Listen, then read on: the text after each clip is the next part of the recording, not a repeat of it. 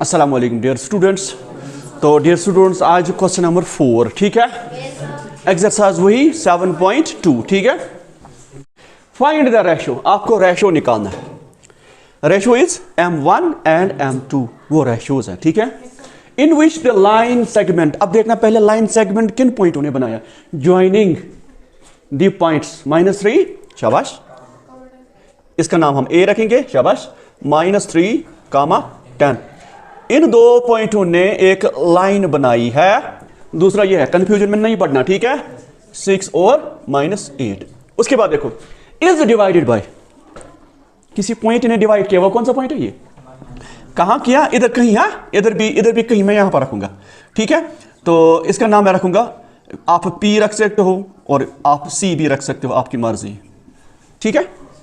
अब देखो इसके कोऑर्डिनेट्स ऑलरेडी है अब, ठीक, वरना हम निकालते थे इसके कोऑर्डिनेट्स, लेकिन इसके कोऑर्डिनेट्स ऑलरेडी है। तो आपको क्या करना है, ये है ना, ये M1, ये कितना होगा, M2, ये कितना होगा, आया समझ। लेकिन ये देखना, ये और ये ज्वाइन है और ये डिवाइड करता है, ठीक है। चलिए जी, बहुत आसान। सोल्यूशन में क्या करेंगे हम देखेंगे गिवन, पहले लिखेंगे थोड़ा सा, P, इसका नाम है -1 और 6, बस जो दिया है बस वो लिखो। अब आसान है, ठीक है। अब देखो ये जो coordinates of this point P, यही तो सेक्शन फार्मूला है, ठीक है ना। जब हमने इसके कोऑर्डिनेट्स निकालने होते हैं P के, हम यूज करते हैं सेक्शन फार्मूला। क्या करते हैं, सेक्शन फार्मूला। अब देखिए मैं यहां पर x1 y1 x2 y2 नहीं लिखूंगा, वो आप इसको देख के लिखोगे, ठीक है। ये एग्जाम में आप जरूर बनाना, ये इससे आपको फायदा मिलेगा, ठीक है। अब अगर मैं यहां पर लिखूंगा x1 y1 x2 y2, time लगेगा, उतना टाइम नहीं है, ठीक है। अब क्या करना है, टारगेट पॉइंट ये है, यहां से हमें, क्योंकि इसी में M1 M2 होता है ना, इसमें होता है ना, इसमें होता है, इसमें होता है, क्यों, क्योंकि ये सेक्शन फार्मूला है, समझ आ रहा है। सेक्शन फार्मूला के values x coordinate, y coordinate. अब देखो नाउ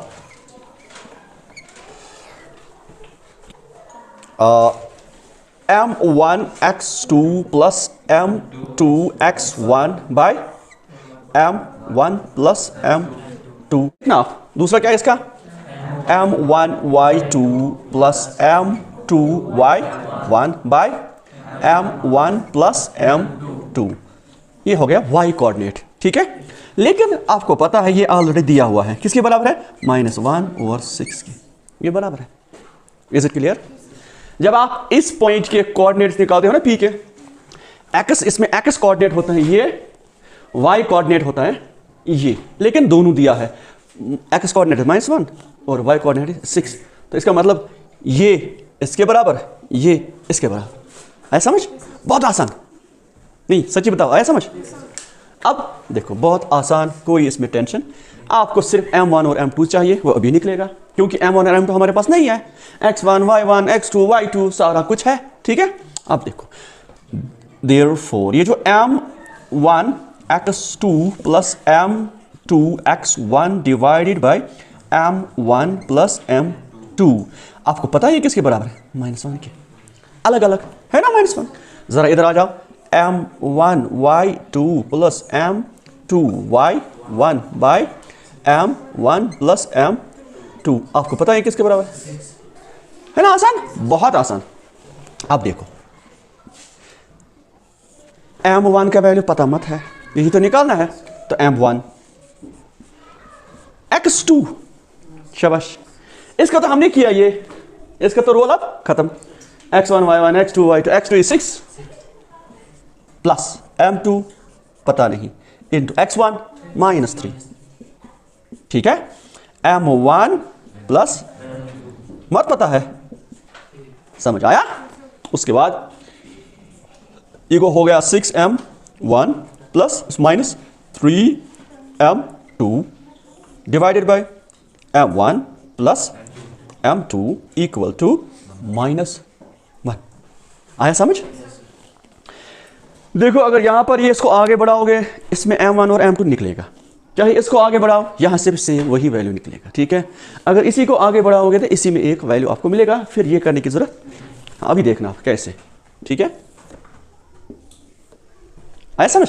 अब देखो ये है ना 6m1 माइनस m2, देखो ये है ना डिवीजन में m1 प्लस m2, जब ये पार जाएगा तो मल्टीप्लिकेशन में आएगा।